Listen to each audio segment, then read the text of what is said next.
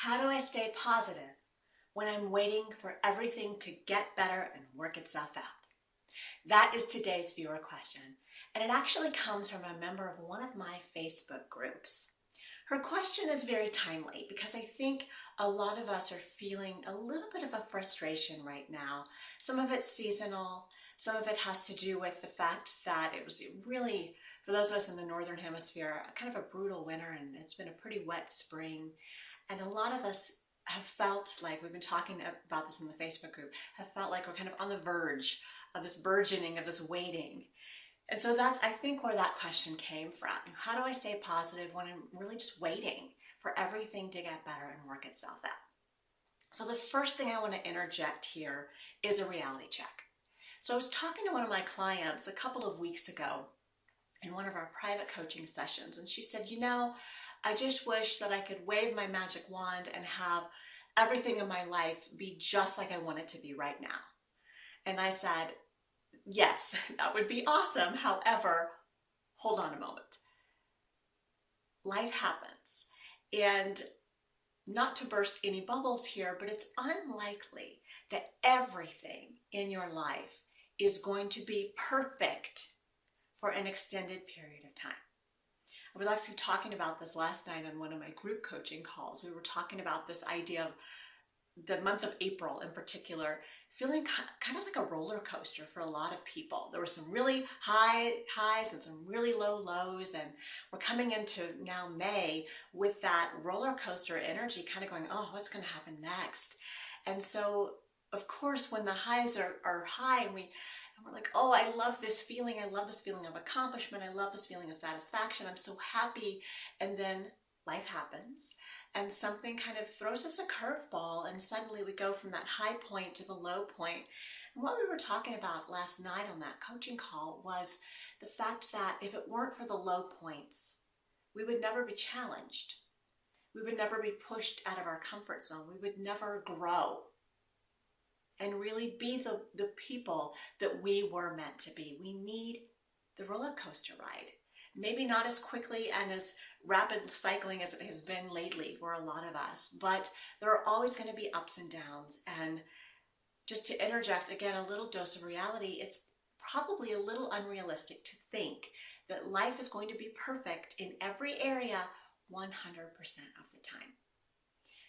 So there's always going to be highs and there's always going to be lows, and sometimes things are going to feel really great and sometimes things are going to feel not so great, and a lot of times it's going to feel like some things are great and some things are meh and some things are, I really wish that would get better, and it's okay.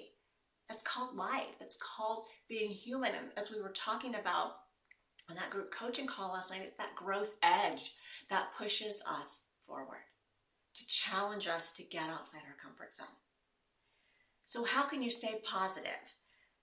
The first thing is inject a little dose of reality there. If you're waiting for everything to be perfect before you decide it's okay to be happy, you're going to be waiting forever. The second thing is, and we've talked about law of attraction before on the YouTube channel, but the law of attraction basically says that what you put out is what you get back. So even on the worst days, even when you're facing incredible loss, incredible strife, divorce, death in the family, job loss, financial uncertainty, even when it seems like everything is turned upside down, there is always something to be grateful for. So for those of you who have been in my tribe for a while and have followed my newsletter, you know that I lost my 10-year-old German Shepherd last week. Unexpected, very sudden, really threw me for a loop. This question from Manifest Your Dream Life Facebook group came the day after my dog died. I needed that question answered as much as the woman who was asking it, but what it reminded me of was, oh yeah, you get back what you put out. It's okay to grieve. I'm not saying it's not. I've certainly spent quite a bit of time crying over the past week because I miss him. But I also have spent a significant amount of time seeking joy.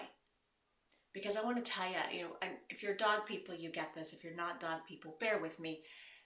This dog brought joy to my life, and he made me laugh every single day.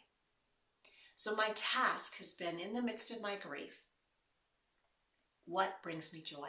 Maybe it's the sight of the tulips coming into full bloom now that spring is here. Maybe it's the sun hitting my skin.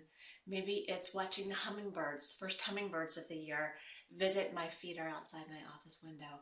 Maybe it's getting to see my first butterfly of the season yesterday. Find something you can be grateful for. Find something positive to focus on. Because if you wait and you sit back and you hope the positive is going to happen, and you hope that it's all going to work out, you're going to be waiting a long time. You have to seek it out. Look for the positive and be grateful for what you do have. Maybe you're facing financial strife. It's scary. I get it. I've been there. But maybe you have an excellent support system with friends and family. And maybe you've got a shoulder to cry on when you're having a bad day, or a buddy, accountability buddy that you can go to when you just need a reminder. Hey, you're here for a reason. Go shine your light. There's always something to be grateful for. So that's the first thing that I would say. Do your reality check. And then start focusing on what you do have. Instead of focusing on lack and how great it's going to be when everything works out, focus on what you're grateful for right now. Now, part of the law of attraction is you can't just wish for it and it's going to magically appear. You have to take action. So if there's a lot of things in your life right now that in your view need fixing or improving or whatever word you want to use, pick one. Give yourself permission to not have it all figured out right now. Pick one area and come up with a list of things that you can do that will make that area better. And just start doing them, start checking them off. Go down that list. If you're struggling with your finances, can I get a loan? Can I go to a friend and borrow some money? Can I get a second job? If I'm an entrepreneur, can I go out and get a new paying client? Start brainstorming action, because the universe will give you what you want, but you've got to be grateful for what you have, and you've got to take action in the steps of where you want to go. Instead of sitting back and saying, I'm just going to wait. No, be grateful. Take action. And while you're at it, practice a lot of self-compassion, a lot of self-care. This is not a time to beat yourself up about why things aren't all perfect. It's a time to be compassionate. Treat yourself with the same level of compassion that you would treat a child that was learning a new skill for the very first time. If you have a baby and they're just learning how to crawl or how to walk, you're not going to chide them every time they fall down. Use that level of compassion with yourself. It's okay to not have it all figured out. It's okay for it to not be perfect right now. It's still going to be fine. I hope you find that helpful. Keep the questions coming in, Dr. Mary at drmarypritchard.com. And if you want to join the Facebook group, the link is below. Much love. Have a fabulous day.